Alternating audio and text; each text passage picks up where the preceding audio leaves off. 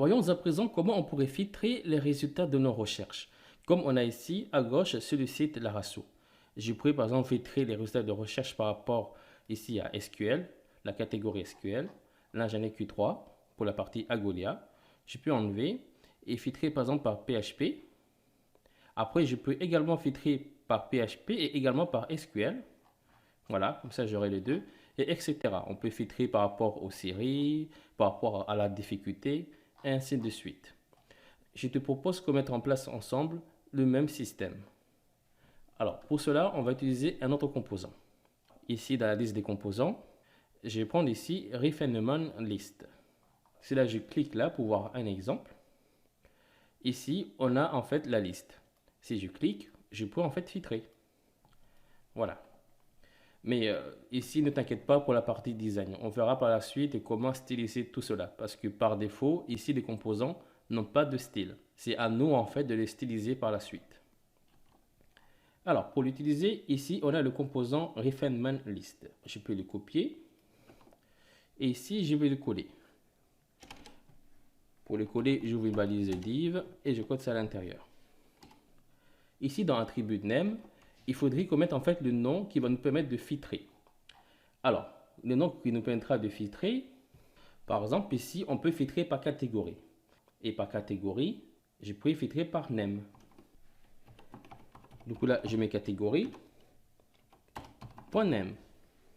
Si on fait comme ça, là, par exemple, je vais encore mettre ça dans une balise div. Et là, je mets par exemple un H3. Je mets catégorie. Je mets ça en bas. Si je reviens dans l'application, et là j'actualise, ici il n'y a rien qui apparaît. Je vois catégorie, mais je ne vois rien qui apparaît. Alors, je vais un peu styliser tout cela parce que c'est un peu moche. Alors, je vais d'abord augmenter la taille. Je mets test 3XL. Alors, après, j'aimerais bien que ce composant-là, ainsi que les résultats, soient alignés. Alors, pour cela, je vais enlever ça. Comme là, j'ai mis dans une balise div, je vais faire comme ça. Et là, je vais réduire. Je coupe. Et je mets à l'intérieur. Et puis ici, je mets une classe. Comme classe, je mets flex et je mets item star. Comme ça, en fait, il sera aligné tout en haut. Là, si je réactualise, voilà. Là, c'est pas encore bien aligné. Ici, je vais mettre une classe. Je mets un padding de droit comme pour l'autre. J'actualise. Très bien. Et puis, là, je mets un margin R28. J'actualise. Voilà. Je mets plutôt X. Alors, et là, je vais couper ça. Je mets encore dans une balise div. Et là, je vais mettre une classe. Je veux en fait qu'ils prennent ici 1/5 de l'écran. Voilà. Et là, si je réactualise, OK. Ou sinon, je mets 6. Voilà. Nickel. Comme ça, ici, on mettra les listes. Alors, comme je disais, j'aimerais en fait filtrer par catégorie. Ici, j'ai mis catégorie name. Mais là, ça n'a pas marché. Ça ne s'affiche pas. Ici, par exemple, j'ouvre la console. Je n'ai pas d'erreur. Mais là, j'ai juste un message d'avertissement. En fait, c'est dû à ça. Ici, on met plutôt slot télescope. Et là, si je réactualise, voilà, ça a disparu. Nickel. Voilà, je reviens ici. Alors, on reprend. Alors, comme j'aimerais en fait filtrer par catégorie, pour l'instant, je ne peux pas. Et pour le faire, en fait, il faudrait le configurer sur Agolia. Mais nous verrons par la suite qu'on peut le configurer via un fichier de configuration qu'on le créa par la suite. Pour l'instant, on va tout faire à la main. Je vais dans configuration. Et là, je descends dans la partie filtre. Facette. Et là, je vais créer un filtre. Je mets ici par catégorie name. Voilà. Comme ça, je peux filtrer par catégorie name. Après, je peux aussi filtrer par utilisateur. Je mets user name par les noms des utilisateurs. Là, je sauvegarde. Et si je reviens ici, voilà. Là, je vois apparaître les filtres. Mais ici, si je regarde bien, Alors là, je ne vois plus apparaître la relation user. Après là, je ne vois pas le user ID, etc. En fait, ça, c'est un problème courant avec Algolia. Je suis obligé, en fait, de supprimer ça, par exemple. Là, je copie ça. Et là, je vais devoir le supprimer. Je vais aussi faire de même pour, ici, les projets. Je supprime. Et là, je vais le réimporter. J'ai mes PHP artisan scoop import. Je réactualise. Là, je vais plutôt aller dans la partie post. Voilà, là, tu vois, c'est revenu. Je récupère ici la relation user ainsi que catégorie. Mais là, le problème, comme je l'avais effacé, je suis obligé de revenir dans configuration et de le recréer. Voilà, ça c'est le problème qu'on a avec ici la Ravel Scout. En fait, je ne sais pas si les problèmes viennent de la Ravel Scout ou bien d'Algolia. Parce que parfois, quand je relance la migration ainsi que le seed, il va me supprimer en fait des enregistrements, des attributs. Et ça, en fait, c'est vraiment très fatigant. Mais grâce ici au package Scout Instanted, on peut créer un fichier de configuration qu'on pourrait en fait préciser à Algolia tout ce qu'on a envie de récupérer. Mais tout cela, on verra ça par la suite. Pour l'instant, on le fait tout à la main. Alors, ici, c'est catégorie name. Et on a aussi user name. OK. Je reviens dans la page ici pour voir les résultats. Et là, je vois très bien ici des utilisateurs. Et si je clique sur CSS, là, je vois seulement les résultats par rapport au CSS. Après, il m'a enlevé des parties qui n'avaient rien à voir. Par exemple, ici, il n'y a que 3 utilisateurs qui ont créé des articles qui ont la catégorie CSS. Après, ici, par exemple, j'ai envie de filtrer également par PHP. Là, j'aurai à la fois CSS ainsi que PHP. Après, on peut aussi rajouter Eloquent, etc. Comme tu vois, à chaque fois, le nombre d'utilisateurs augmente. Bien. Et là, si je reviens dans l'application, et là, je réactualise. Voilà, là, ça apparaît. Et comme là, pour CSS, il n'y en a que 3 résultats. Si je clique, là, je ne vois que 3 résultats. Après, comme tu peux le voir, c'est ultra moche. C'est vraiment pas beau à voir. Il faudrait en fait le personnaliser. Alors, pour cela, j'ouvre ici l'outil de développement. Je clique ici. Et là, je peux cliquer par exemple sur ça. Et ici, comme tu peux voir, on voit que le composant a ici des classes. Je vois ici la classe S, référence liste, label, etc. Ou sinon, tu peux également revenir sur la documentation de Instant Search. Alors, généralement, la documentation sur les composants se divise toujours en 3 parties. La première partie qui est en train d'expliquer comment cela fonctionne. Ici, la partie usage. La deuxième partie, c'est les prods. Ici, en fait, ce sont les propriétés qu'on peut mettre ici à l'intérieur. Pour l'instant, on a cette propriété-là, qui est d'ailleurs en fait la propriété qui est obligatoire. Après, on peut aussi rajouter d'autres propriétés. Par exemple, ici, on a limite. Je peux venir ici et mettre limite. Par exemple, là, je mets 1. Une limite de 1. Si je reviens à l'application, et là, je réactualise, là, il n'y a que 1. Un seul résultat qui apparaît. Après, si je vais dans la partie console, alors là, j'ai une erreur. Alors, parce que ici, c'est un vbind. Même si là, ça marche très bien.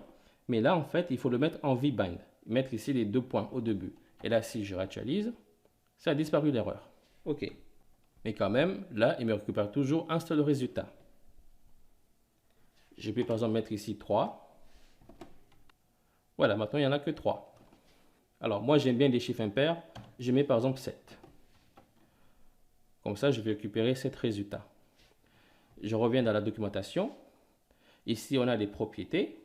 Après, il y a aussi cette propriété softBy que j'aime beaucoup, qui permet en fait de faire des tris. J'ai pris par exemple trier par nom ou bien par le nombre ici des contenus. Alors, ici, ça ne se voit pas très bien, mais si là, je zoome un peu. Alors là, comme tu vois, par défaut, il m'affiche toujours par nombre le plus grand ou plus petit.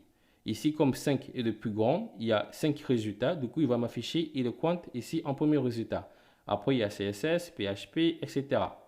Et puis, en fait, ici, comme CSS et PHP, il y en a 3 résultats. Du coup, il va se baser par ordre alphabétique. Du coup, le C est avant le P. Du coup, là, c'est le CSS qui m'affiche en premier. Pareil aussi pour JavaScript et Laravel. Comme le J de JavaScript est en premier, là, en fait, il m'affiche d'abord JavaScript en premier et Laravel en dernier. Mais si ce comportement-là t'embête, tu peux venir ici. Là, je copie ça. Je mets ici un 2 points. Je colle ça. Et là, on met un tableau. À l'intérieur, je mets des simples cotes. Et puis, je mets name. Je veux qu'il m'écrit par ordre croissant.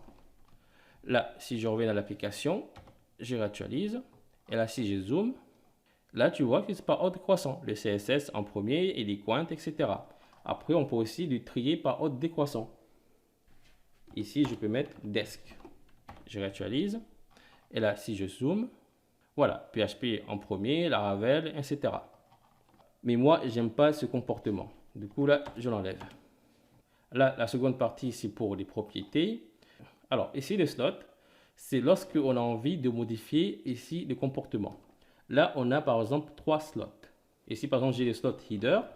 Par exemple, je pourrais lui dire que ici, à l'intérieur de la balise, je mets une div. Et là, je mets slot, header. Après, là, je mets un contenu. Et ce contenu va s'afficher en haut. Là, en fait, on peut changer en fait le comportement ici du composant. Mais moi, je n'en ai pas besoin. Après, la dernière partie, c'est la plus importante que je trouve. Ici, on a toutes les classes. Alors, en premier, on retrouve toujours la classe mère. Ces classes-là vont contenir en fait à l'intérieur toutes les autres classes. Par exemple, ici, on a la classe underscore, underscore, label, checkbox, etc. Là, on va modifier tout cela. Je copie ça. Et puis, je vais plutôt créer un fichier SCSS. Alors, je vais créer un fichier SCSS dans le dossier SAS qui se trouve dans le dossier ressources. Et je l'appelle agolia.scss. Voilà. Et là, je code ça. Là, ça sera une classe. Voilà. Et à l'intérieur, on mettra toutes les sous-classes qu'on pourra modifier par la suite. Alors, d'abord, comme là, je viens de créer la classe agolia.scss, j'aimerais en fait ici informer à Webpack pour que Webpack en fait le compile et le transforme en fichier CSS. Je vais dans webpack.min.js. Je descends en bas. Et là, je duplique ça. Là, ça sera aussi Agolia. Là, c'est fait. Je vais ouvrir le terminal. Et je vais compiler tout cela. Là, c'est comme si je faisais un npm run watch. Voilà. Très bien. Là, en fait, il vient de me créer un fichier agolia.css qui se trouve dans le dossier CSS dans la partie publique. Je peux revenir ici et là, je vais l'ajouter. Alors, pour l'ajouter, j'ouvre ici le composant section et là, ça sera header. Alors là, il n'y a pas d'autocomplétion. On dirait que ça n'existe pas. Je viens ici. Si je monte en haut. Ah, d'accord, là, c'est CSS. Je mets plutôt header. Et là, si je descends en bas,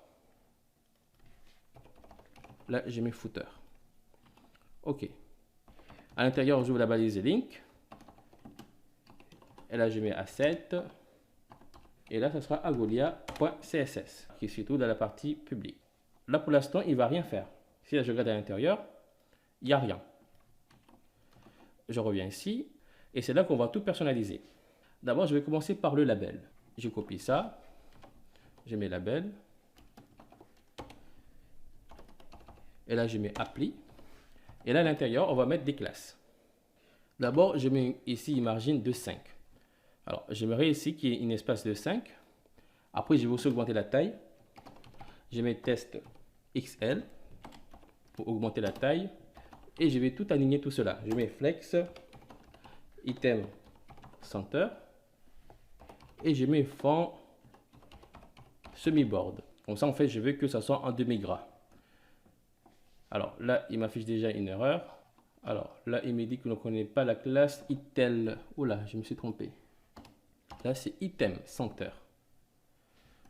Là, je réactualise. Voilà. Comme tu vois, il y a des espaces. Alors là, c'est un peu collé avec le titre. Je peux donc revenir ici. Là, je mets un MB de 5. Allez. Voilà. Alors ici, je trouve que la valeur par exemple ici, HealingPoint est trop collé ici au nombre 5. J'aimerais que ici, HealingPoint, il prenne toute la largeur. Alors, pour cela, je reviens ici. Et là, je copie ça. Je descends, je colle. Et là, ça sera value. Là encore, je mets appli. Et là, je veux qu'il prenne toute la largeur. Là encore, il m'affiche une erreur. Alors, là, j'ai mis 2 points. OK, je réactualise. Et voilà, comme tu vois, ici, 5 est à l'extrémité. Très bien. Maintenant, on peut personnaliser ça. Je copie ça. Enfin, je duplique plutôt. Et là, ça sera count. Et là, on pourra donner la couleur qu'on veut. Là, par exemple, il y aura une margine de 3. Tiens, on verra si on peut les changer par la suite. De haut et de bas de 1.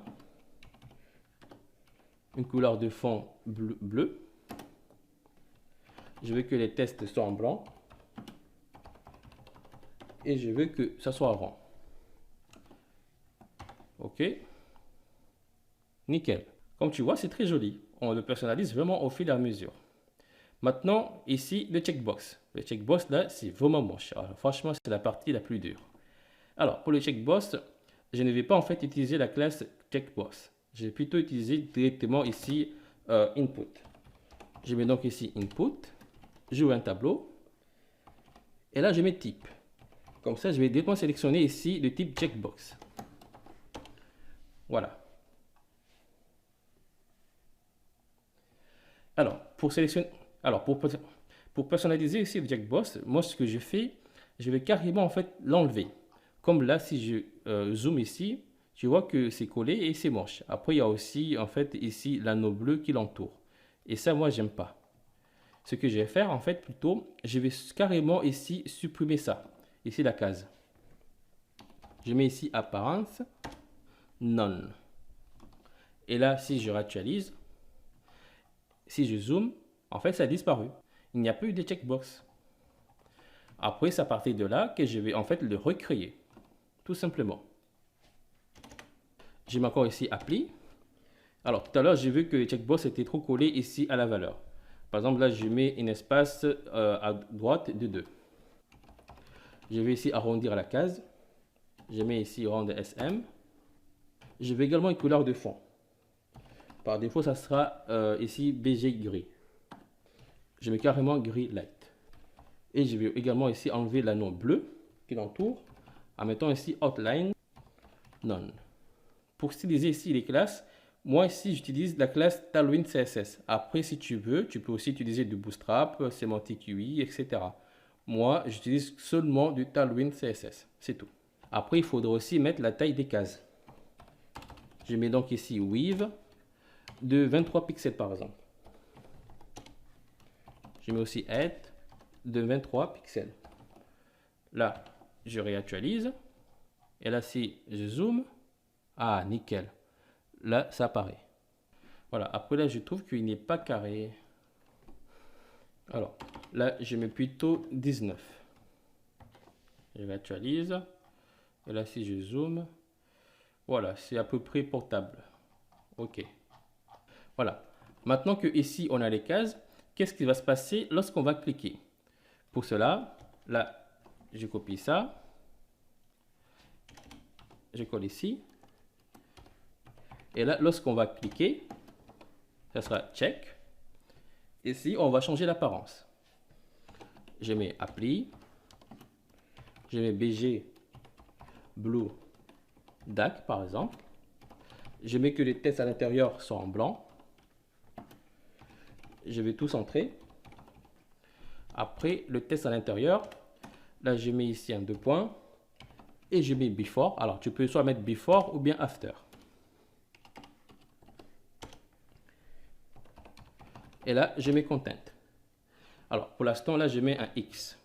Après, en fait, on mettra le symbole check. Là, je réactualise. Si je zoome, là, je clique. OK. Ici, on voit bien le X. Après, là, c'est pas toujours carré. Alors, Là, je monte en haut. Là, je vais plutôt augmenter ça. Je mets 5. Bon, là, c'est pas normal que ça soit pas carré. Mais bon, là, si je zoome, ok. Là, si je clique, nickel. Maintenant, je vais changer ici le contenu. Parce que là, le X, ça va pas. Je vais sur Google. Je mets symbole. Check. Je vais copier ce symbole. Je colle ici. Je ferme Google. Et là, je réactualise. Je rezoome. Et là, si je clique, nickel. Là, comme tu vois, c'est personnalisé. Je peux donc revenir ici.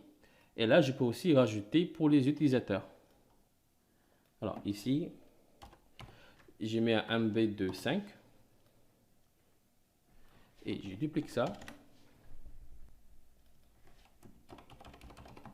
Là, je mets utilisateur. Et là, c'est username. Je réactualise. Et voilà.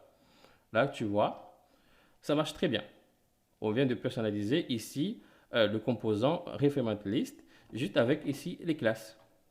Après, là, j'utilise du SCSS. Après, tu peux utiliser du SAS. De toute façon, SAS, c'est comme du SCSS. Mais alors, la différence avec SAS, par exemple, je peux dire que je sélectionne ici les liens. Après, là, à l'intérieur, je vais sélectionner, par exemple, ici le UL, etc. Mais le problème ici, mon IDE ne reconnaît pas SAS. Alors que moi, j'aime bien SAS. Mais comme en fait, il ne reconnaît pas, du coup, je suis obligé d'utiliser du SCSS. Alors, du SCSS, c'est semblable vraiment à du CSS. La différence, c'est qu'on a ici des directives qu'on peut utiliser. Par exemple, ici, on a la directive appli, qu'on peut ici mettre des classes. Ça nous évite en fait de les mettre directement ici, une par une, qui va augmenter carrément la taille, en fait, de la classe en fait en question. Ici, on peut appliquer plusieurs classes à l'intérieur d'une classe.